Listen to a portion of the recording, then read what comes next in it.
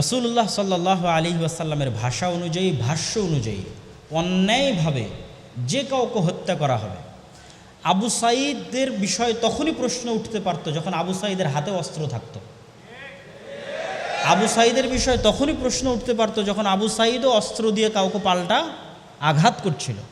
কিন্তু আবু সাঈদ তো নিরস্ত্র ছিল, সারা পৃথিবীর মানুষ দেখেছে। তাই একজন নিরস্ত্র মানুষকে আপনি গ্রেফতার করতে পারেন, আপনি একজন নিরস্ত্র মানুষকে বিচার বিভাগের মাধ্যমে শাস্তি দিতে পারেন। এটা কোন দেশের আইন, কোন দেশের রুলস যে আপনি তাকে ডাইরেক্ট গুলি করে হত্যা করবেন? তো অন্যায়ভাবে যে কোনো ব্যক্তিকে হত্যা করা হয় অবশ্যই সে শহীদের মর্যাদা পাবে ইনশাআল্লাহ। শায়েখ মৃত ব্যক্তিকে কেন্দ্র করে মৃত ব্যক্তির পরিবারের পক্ষ থেকে যে খাবারের আয়োজন করা হয় তা কিসের অন্তর্ভুক্ত হবে? রাসূল সাল্লাল্লাহু আলাইহি সাল্লামের সুন্নাত হচ্ছে, যেই বাড়িতে মাইয়েত মারা গেছে পাড়া প্রতিবেশীরা ওই বাড়িতে খাবার পৌঁছে দিবে, আর সেই বাড়িতে কোনো খাবার রান্না হবে না। অন্তত 3 দিন সেই বাড়িতে কোনো খাবার রান্না হবে না, পাড়া প্রতিবেশীরা সেই বাড়িতে খাবার পৌঁছে দেবে। কিন্তু এটা আল্লাহ রাসূলের আদেশ, হাদিস। আপনি যদি আজকে যাওয়ার সময় বই পান তাহলে রাসূল সাল্লাল্লাহু আলাইহি ওয়াসাল্লামের সালাত বইয়ে অথবা মুমূর্ষু থেকে কবর পর্যন্ত বই, সে বইয়ে পাবেন এই হাদিস দেওয়া আছে।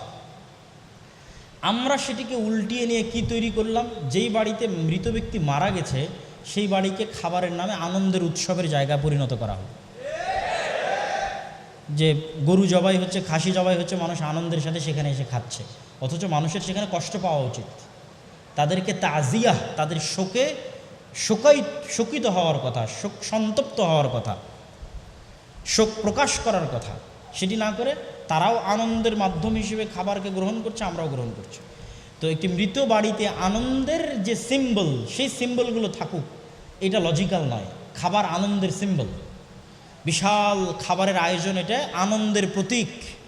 বিয়ে বাড়িতে বিশাল খাবারের আয়োজন হয়, এই বাড়িতে তো মানুষ মারা গেছে, সেখানে আনন্দের প্রতীক কি করতেছে? এটা অযৌক্তিক। আমি কিভাবে আমার ব্যক্তিগত জীবনে এবং আমার পেশাগত জীবনে সফলতা অর্জন করতে পারি? এমন কোনো আমল আছে কি যেটির দ্বারা আমি নিজের প্রতি বিশ্বাস ধরে রাখতে পারবো? নিয়মিত 5 ওয়াক্ত সালাত জামাতের সাথে আদায় করা। নিয়মিত 5 ওয়াক্ত সালাত জামাতের সাথে আদায় করলে আপনার অন্তরের উপর আপনার কন্ট্রোল ক্ষমতা প্রতিষ্ঠিত হয়। ড্যাফোডিল বিশ্ববিদ্যালয়ের বক্তব্যে শয়তানের যে আলোচনা, সেখানে স্পষ্টভাবে আমি বিস্তারিত তুলে ধরেছি যে আপনার অন্তর কিভাবে আপনার কন্ট্রোলে আসে। যেমন আল্লাহর নবীর শয়তান ইসলাম গ্রহণ করে নিয়েছিল, আত্মসমর্পণও করেছিল, আপনার শয়তান আত্মসমর্পণ করবে যদি আপনি অন্তরের সাথে এই ফাইটে জিতে থাকেন, জয়যুক্ত থাকেন। কি 5 ওয়াক্ত সালাত আমি আদায় করবই করবো, এর চেয়ে জরুরি কোনো কাজ নাই, আর আমি মসজিদে গিয়ে জামাতে আদায় করবো। এই ফাইটে যতক্ষণ আপনি জয়যুক্ত আছেন ততক্ষণ আপনার অন্তরের উপর আপনার কনফিডেন্স, আপনার কন্ট্রোল, আপনার ব্যক্তিগত পেশাগত সকল জীবনে আপনার সফলতা আপনার হাতে ধরা দিবে ইনশাল্লাহ।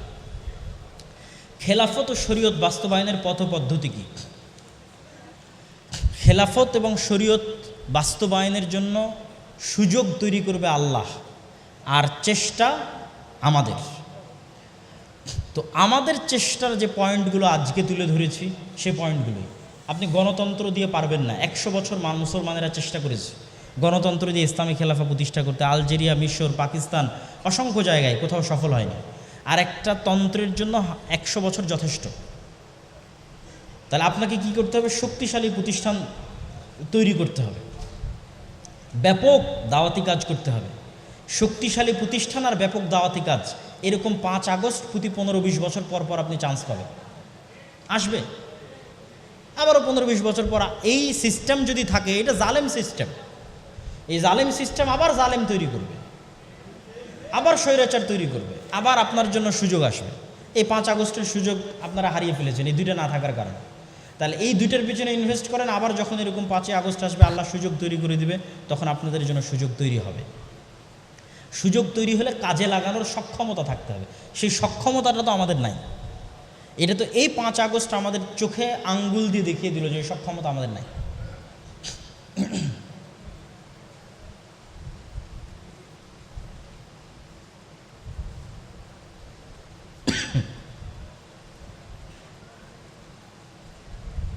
হিন্দু ছেলে মুসলমান মেয়েকে বিয়ে করতে চায়, আর দিও না, ছেলেটা মুসলমান হতে চায়, এক্ষেত্রে বিয়ে জায়েজ হবে কিনা?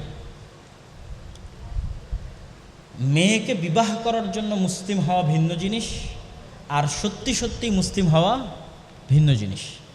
রাসূল সাল্লাল্লাহু আলাইহি ওয়াসাল্লাম কী বলেছেন? ইন্নামাল আমাল বিন্নিয়াত। আগে তাকে নিয়াত সাফ করতে হবে। আমি একজন মেয়েকে ভালোবাসি, তাকে পাওয়ার জন্য মুসলমান হব, এটির দরকার নেই। সত্যিই যদি ইসলামের প্রতি আস্থা এবং বিশ্বাস থাকে এবং সেই কারণে আমি ইসলাম গ্রহণ করছি, তারপরে আমি বিবাহের প্রস্তাব দিচ্ছি, তো ইসলাম গ্রহণ করলে এবং ইসলাম গ্রহণের বিষয়টি সত্য হলে, অন্তর থেকে হলে, শতভাগ ইখলাস এবং নিয়াতের সাথে হলে, তাহলে সেই ছেলের সাথে বিবাহ দেওয়াতে সমস্যা নেই। ঘুমের মধ্যে ভয়ে আটকে উঠি, করণীয় কি? অবশ্যই আপনি যে সুন্নাত জিকিরগুলো আছে সেগুলো পড়েন না। নাস, ফালাক, ইখলাস, আয়াতুল কুরসি, সূরা বাকারার শেষ 2 আয়াত, সূরা ফাতিহা।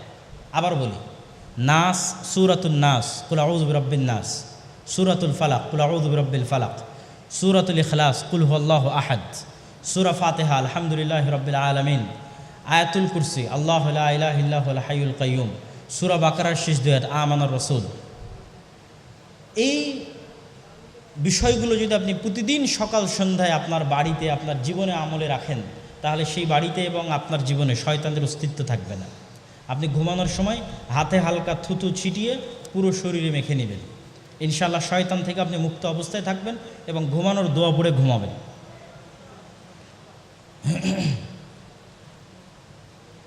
বারবার ওযু নষ্ট হয়ে যায়, এমনকি ফরজ নামাজের সময়।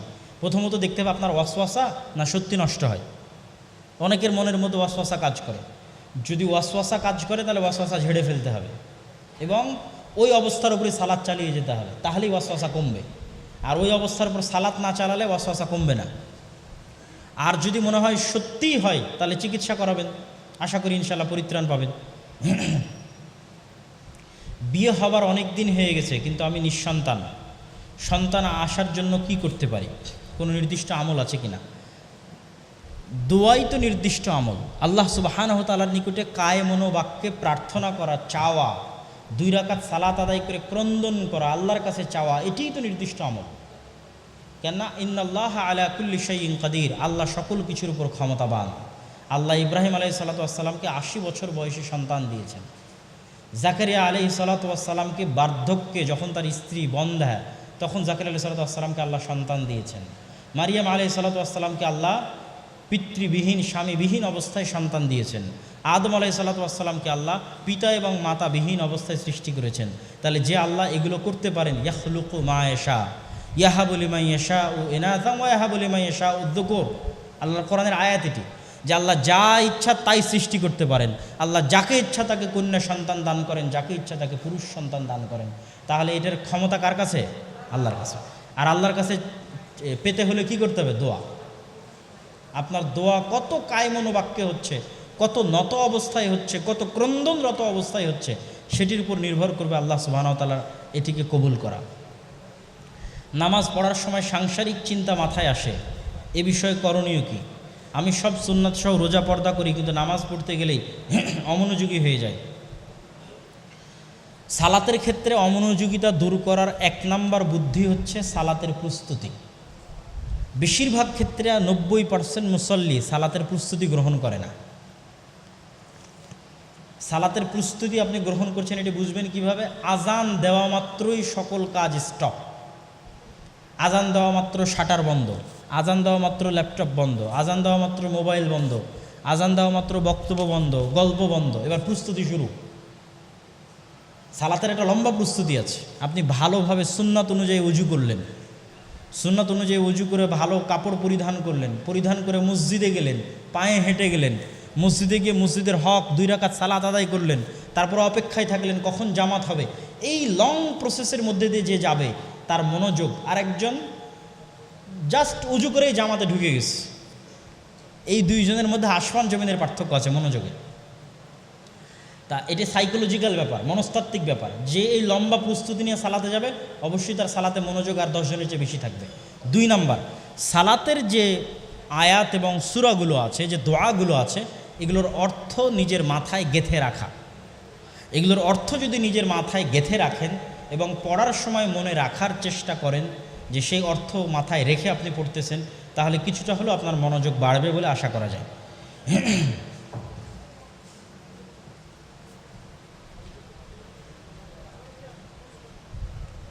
আত্মীয়তার সম্পর্ক ছিন্নকারী জান্নাতে যাবে না। কোনো আত্মীয় যদি কবর পূজা করে সেক্ষেত্রে আমি কি করব?